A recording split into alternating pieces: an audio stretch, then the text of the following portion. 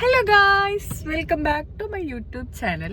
നമ്മളിപ്പോൾ കണ്ണൂർ ടൗണിലാണുള്ളത്. അപ്പോൾ ടൗണിൽ വന്ന സ്ഥിരം ഒരു ഏർപ്പാടുണ്ട്, കോക്ടെയിൽ കുടിക്കുക എന്നുള്ളത്.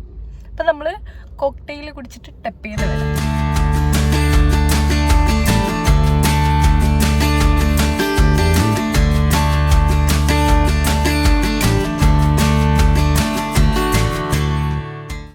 കോക്ടെയിലൊക്കെ കുടിച്ചു.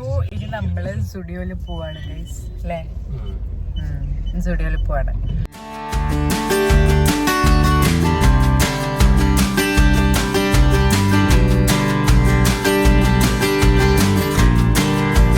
നമ്മളില്ലേ സ്റ്റുഡിയോയിൽ പോകാനാണ് പ്ലാൻ ആക്കിയിരുന്നത്. പക്ഷെ സ്റ്റുഡിയോയിൽ പാർക്കിംഗ് ഇല്ല, നല്ല തിരക്കാണ്. അപ്പം നമ്മൾ അതിൻ്റെ നേരെ ഓപ്പോസിറ്റുള്ള എന്തായിരുന്നു, സ്റ്റൈൽ യൂണിയനിലാണ് വന്നത്. ഓക്കെ, സുഡിയോയിൽ പാർക്കിംഗ് ഇല്ലാത്തതുകൊണ്ട് നമ്മൾ സ്റ്റൈൽ യൂണിയനിലാണ് പോയത്. ശരിക്കും സുഡിയോൻ്റെ നേരെ ഓപ്പോസിറ്റ് ആയിട്ടാണ് സ്റ്റൈൽ യൂണിയന് വരുന്നത്. അതൊരു 1.5 ആഴ്ച 2 ആഴ്ച ആയിട്ടുള്ളൂ സ്റ്റൈൽ യൂണിയൻ തുടങ്ങിയിട്ട്.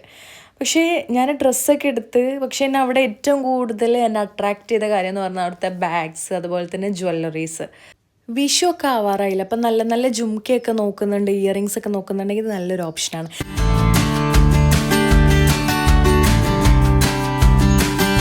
അതിനുശേഷം നമ്മൾ നേരെ റാക്കിൽ പോയി. അവിടെ പോയിട്ടായിരുന്നു നമ്മൾ ഡിന്നർ കഴിച്ചിട്ടുണ്ടായിരുന്നത്.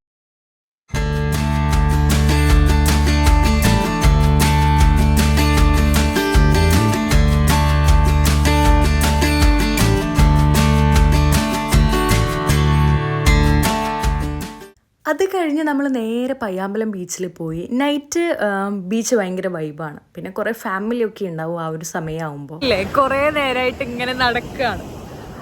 അപ്പോൾ ഞാൻ ആഷിഖിനോട് പറഞ്ഞു, എന്താ പറയുക, നമുക്കില്ലേ ഒന്ന് ഇരിക്കാം എന്ന് പറഞ്ഞു. അപ്പോൾ അവൻ എന്നോട് പറയാ, ഇവിടെ വൃത്തി ഉണ്ടാവില്ല, ഞാൻ പച്ച വീട്ടിൽ പ്രശ്നേഷാണ്.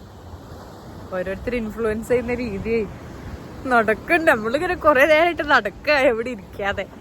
പയ്യാമ്പലം ബീച്ചിൽ വന്നാൽ ആരും കച്ച് കഴിക്കാണ്ട് പോവില്ല. അതുകൊണ്ട് തന്നെ നമ്മളൊരു കൊള്ളിക്കച്ചും പിന്നെ കുറച്ച് ഉപ്പിലും മുളകിലും ഇട്ടതൊക്കെ കഴിച്ചു.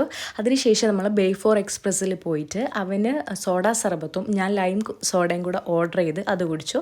അതിനുശേഷം നമ്മൾ നേരെ വീട്ടിൽ പോയി. അപ്പോൾ ഇന്നത്തെ വിശേഷങ്ങൾ ഇത്രയേ ഉള്ളൂ. അപ്പോൾ ഓക്കെ, ബൈ.